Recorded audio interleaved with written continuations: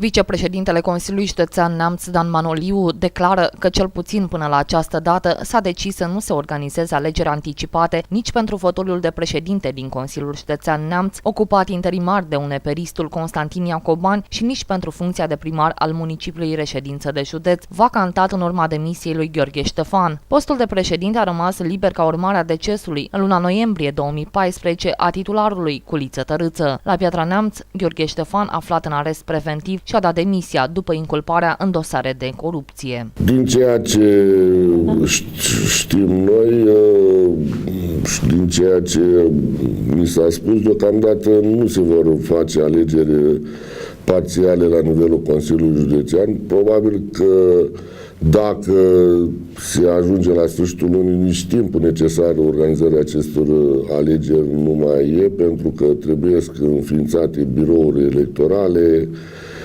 alocați oameni.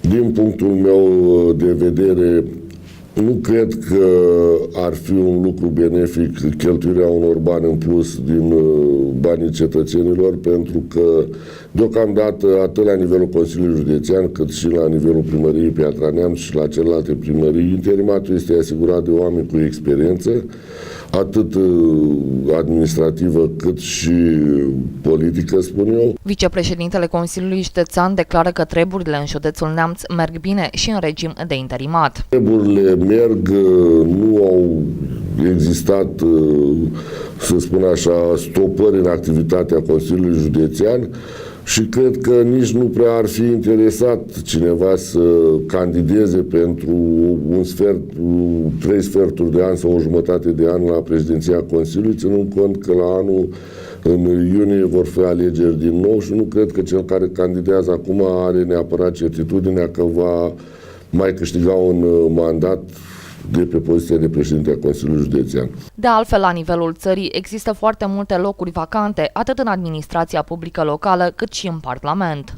Deocamdată nu e treaba noastră, e treaba guvernului. El este cel care își asumă răspunderea și răspunderea organizării sau neorganizării alegerilor la nivelul Consiliului Județean Neamț. Mai sunt consilii județene în aceeași situație în țară.